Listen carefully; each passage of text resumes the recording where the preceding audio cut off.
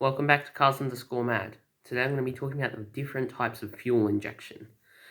If you're enjoying these videos where I explain things, make sure you hit that subscribe button and the like button, because it tells us that you guys enjoy these kinds of videos. And if you have any other video ideas that you think we could do, let me know in the comments. And who knows, maybe I'll do it. Now we're going to talk about I would say, maybe three main different types of fuel injection. So first up, we're going to be talking about port injection. But before we do that, we need to understand what a fuel system is. So the fuel system has a pump, often in the fuel tank. It could be anywhere though. On old cars, it's not necessarily. That pumps fuel into fuel lines, which then goes into the injectors. Now, old cars have carburetors, which not very efficient, not very good. So we won't be talking about that because that really isn't fuel injection. So port injection is you basically have little intake manifold ports that the injectors sit in, and they're very close on the intake manifold.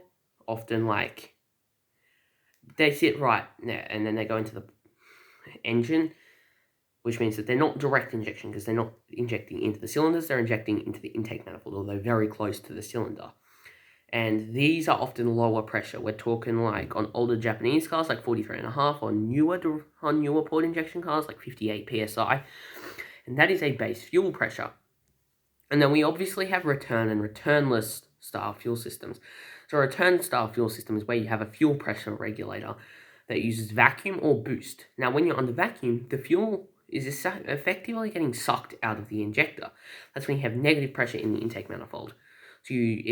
So you require lower fuel pressure. So the fuel pressure regulator sees that and goes, okay, we need less pressure, so I'll let some more pressure go out back into the return line, which goes back into the tank.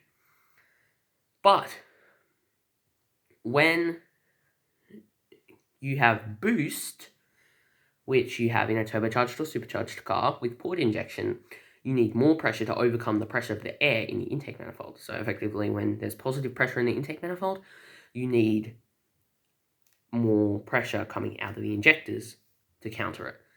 So that's what the fuel pressure regulator does. And most are 1-to-1, which means for every 1 psi of boost, it'll increase the fuel pressure by 1 psi. Injectors are pretty simple things. They're just a little solenoid that opens and lets fuel out. But they also have a dead time, which is the time that they're not squirting the claimed amount of fuel. So each injector has a rating like 150cc on some stock cars, all the way up to like 2,400 cc's on like aftermarket cars. This isn't particularly important for this video, but we need to understand that sometimes it is not injecting that amount. And so when you're tuning a car, the ECU needs to know the amount of time that it's doing that for to create a precise air-fuel ratio. The air-fuel ratio is how much air for how much fuel. You have an oxygen sensor in the exhaust, and that senses how much oxygen there is there. If there's more oxygen, it means it's running lean. If there's not much oxygen, it means it's running rich. You want to get about in the middle.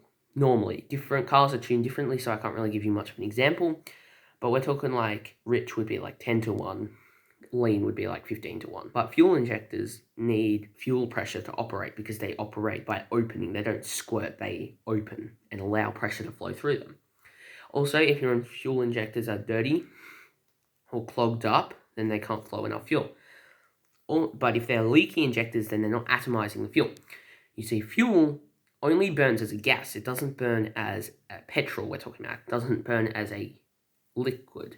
It only burns as a gas. You need to evaporate that, or in the case of fuel injectors, atomize it to make it all good. Now, the problem with having fuel injectors in the ports of the manifold are because it has to go through the intake valves, which sometimes it can turn back into a liquid, and that is not good. That's why on cold start, fuel injectors can make a difference sometimes if they're bad, because it's not atomizing the fuel, because when the car's cold, it just doesn't. But now we're going to move on to what a lot of diesels have.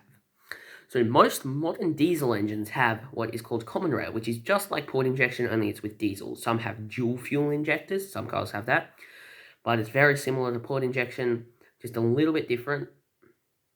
But we're not really going to be talking about that right now. Then you have direct injection, which is where it's injecting it directly into the cylinder, although sometimes into a separate chamber, and then it enters the cylinder.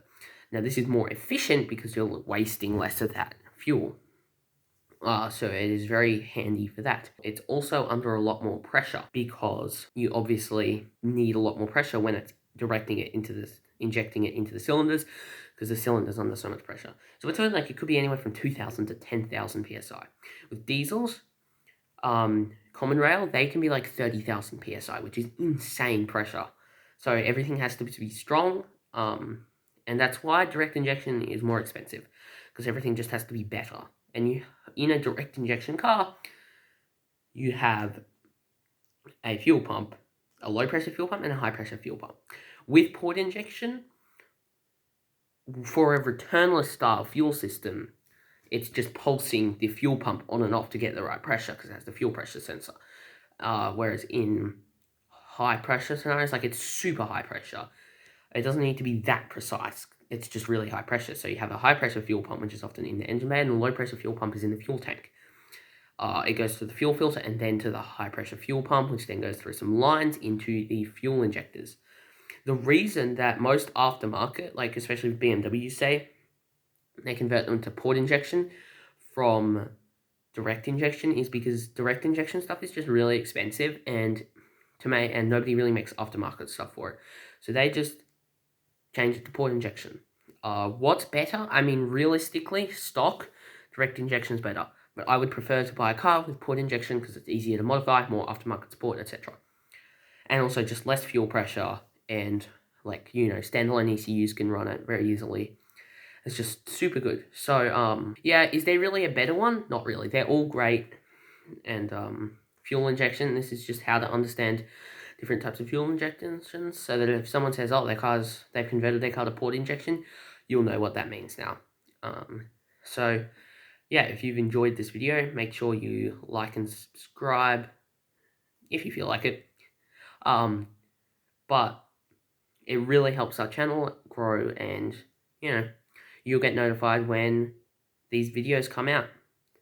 Bye for now, subscribe.